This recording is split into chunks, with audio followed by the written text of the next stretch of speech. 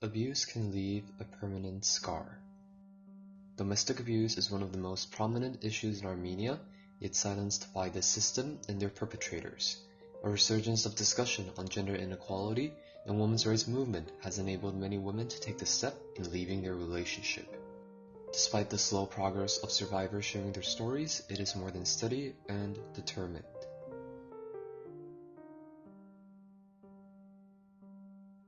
To complete the discussion on domestic violence, we must go back in time to the dawn of the women's rights movement in Armenia.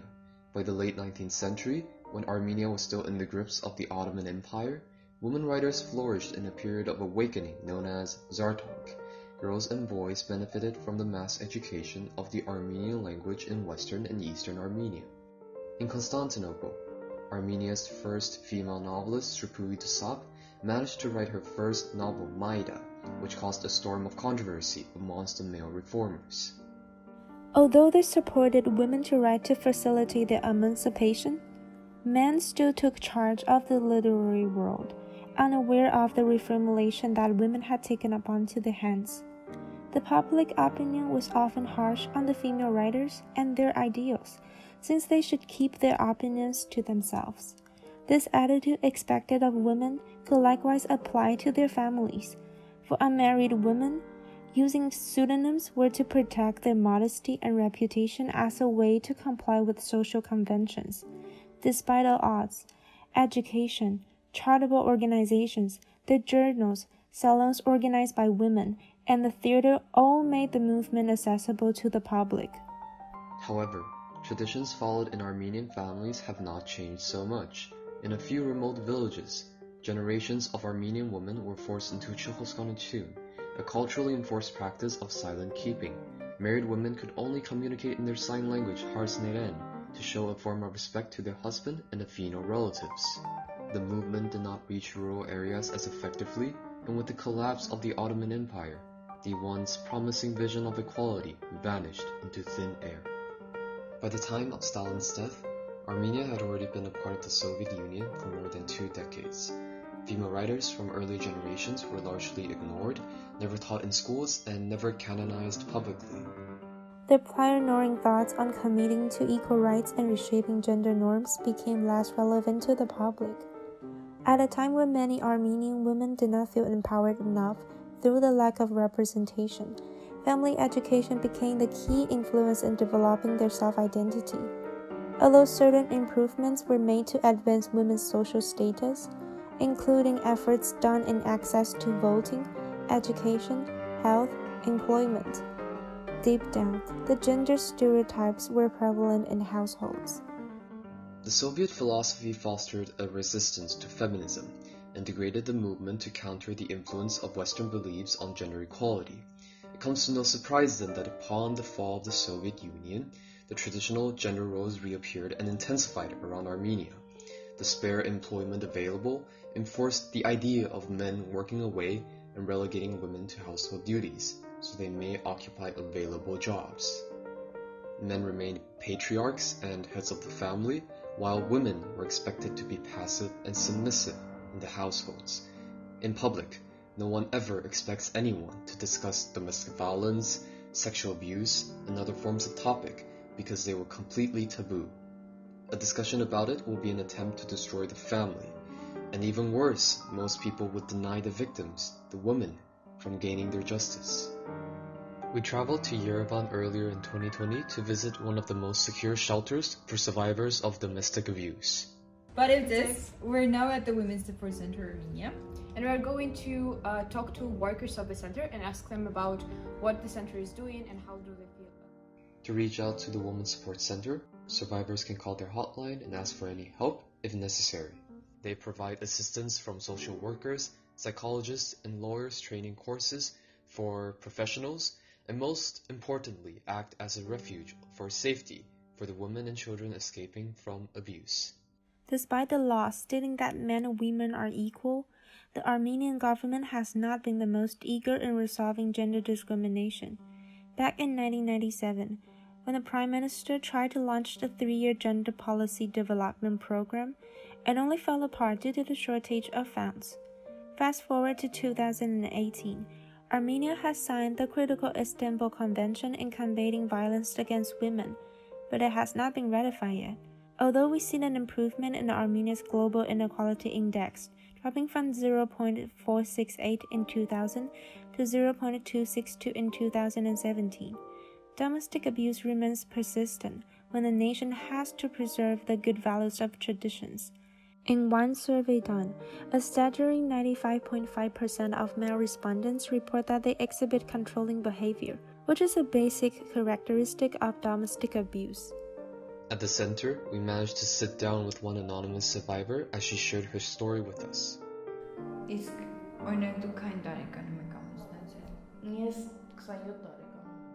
I got married at the age of 27.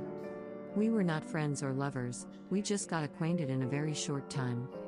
I got married, and 1 week into married life, I realized it wasn't the family I could live in.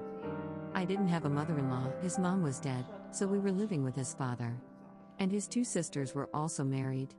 However, they always liked to interfere in the family, starting from the household. They always allowed themselves to interfere with their brother's family. Եղել է բռնությունային տեսակ, որ հարվածներ իմ դեմքին ու իմ երեխաների երկու. They have hit me in the face, in front of my 2 underage children. They consider this very normal. I didn't think about myself, but my children's mental pressure that had been ever present. My children didn't live happily in that house because he, as a father, wasn't a loving one, and his father had an unbearable nature. If my ex-husband did not talk to me, my children were nothing to him.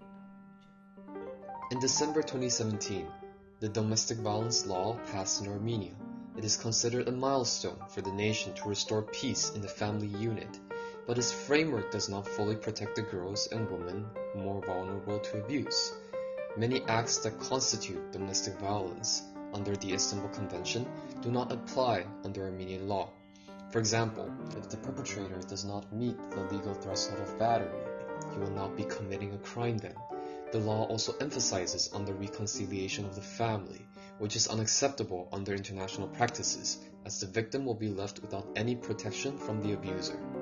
According to the UNFPA in 2016, every 5th marriage in Armenia ended in divorce due to physical violence of white beating. Divorce rate increased 20% between 2013 and 14, showing that psychological and emotional suffering can be unbearable. Իսկ այն չեք կարծում գյուղական տարածքներում մարդկանց փորձը խնդրի հետ տարբեր է քաղաքում բնակվող մարդկանց փորձից։ Statistically speaking, Yerevan, the capital, is not very different from rural areas. The interesting point is that there are regional characteristics within Armenia. The regions from where people address us are mainly Jegakunik, Kotek, Ararat, Armavir, these regions, where the cases are always comparably higher than the rest of the country. It is very interesting that in Vyotsta there were no cases reported for years, but it's been a year that there is an NGO functioning, people have started to speak up. Before that, it seemed like there were no cases of domestic violence in that region, or people just kept silent in general. This increasing act of speaking up can benefit the women from leaving their households. If we look into Article 6 of Domestic Violence Law, it states that if the victim no longer feels safe around the perpetrator, they can issue an emergency intervention order. However, it will only come into effect once the perpetrator is notified and offers the signed acknowledgement.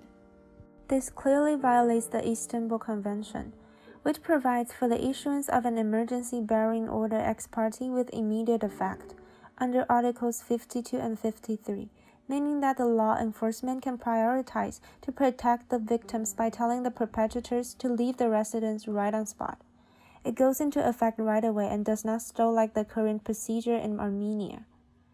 Right now, the domestic violence law does not provide any detail on monitoring the police to enforce these protection orders. When I was pregnant with my first child, I, as every woman, was busy with the household chores. I asked him if my mom could come over and help me, because she never came often, she didn't have that right. When my mom was about to arrive, my father-in-law told me that he was going to scare my mom away. I asked how? He said he was going to hide me in his workplace and rape my mom. I said what? He said yes. I told him to never allow himself to ever say these words to my mom, because she was a saint. My mom said, "What?" He told my mom the exact account and how he planned to rape her. My mom froze. She said, "What are you allowing yourself to do?" She stood up to him. Let's take a look at Armenian respondents' attitude toward rape and violence in an UNFPA study. When asked, a woman should tolerate violence in order to keep her family together, 44.6% of men and only 27.8% of women agreed to the statement. Male respondents are often more inclined to keep the family together. Next, when a woman is raped, she usually did something to put herself in that situation. 40.9% of men agreed, whereas 24.2% of women said the same. Generally speaking, this joke from our survivor's father-in-law could reflect the underlying sentiment of justifying rape and violence as a way of thinking.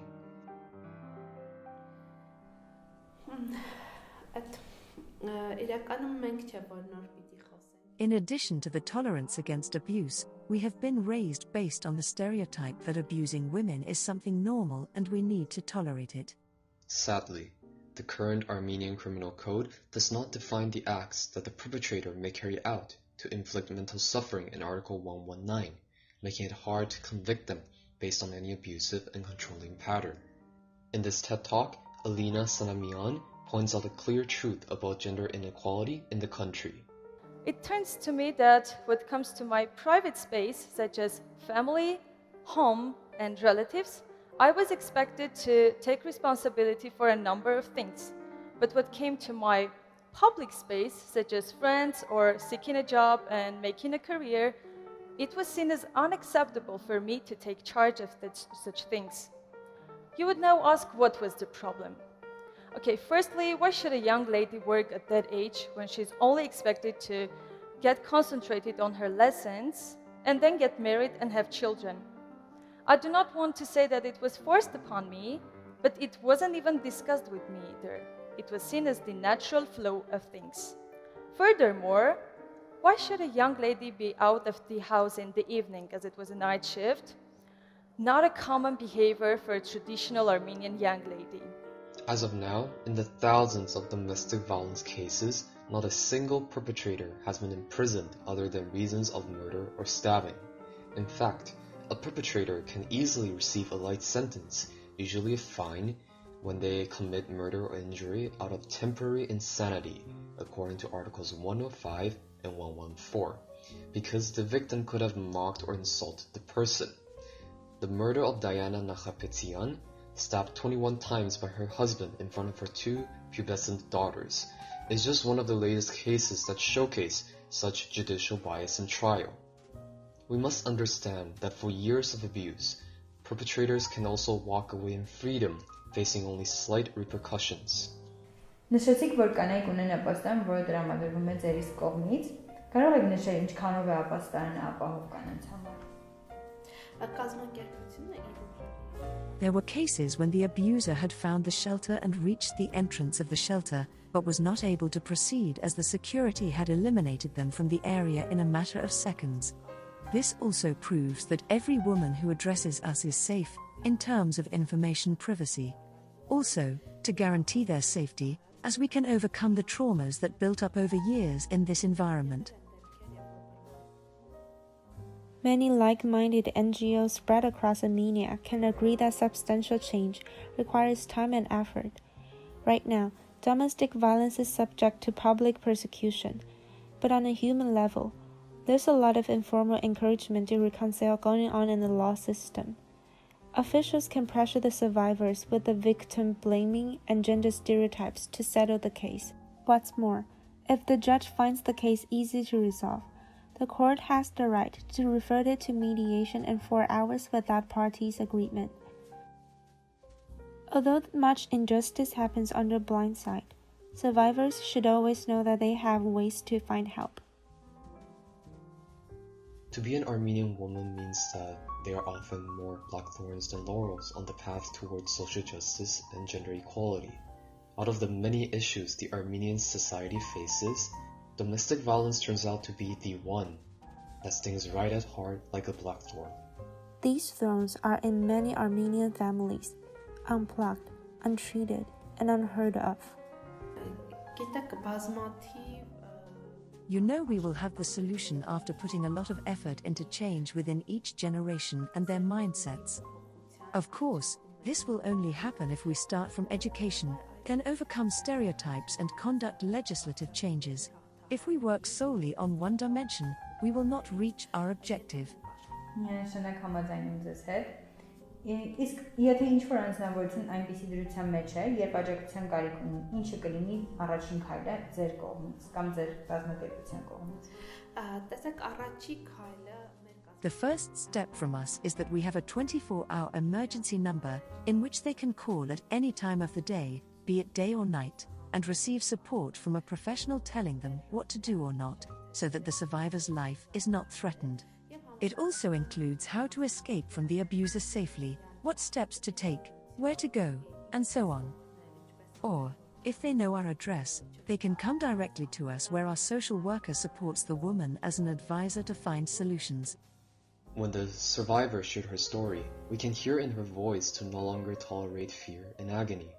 Իսկ ձեր նախկին ամուսինը հիմա հնարավորություն ունի տեսնել երեխաներին ու կամ ընդհանրապես հանդիպել է, ինչ բաժանվել եք դուք արդեն։ Անկեղծ ասած, ես նրա հետ ունեցել եմ։ To be honest, I had a conversation with him a year ago. He told me that he did not want to see the children as he might feel bad, and he said it would be better for him if he doesn't meet the children. This was his point of view, and he did not want meetings with the children. There were times when I called him.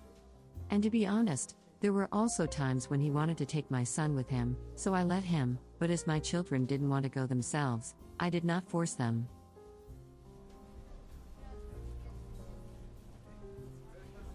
She made her stance clear and plucked away the blackthorns that were ever persistent in her family. Sometimes to leave requires even more courage to stay. As she walks away with her children to start the next chapter of their lives, it is a journey that will bring them far with hope.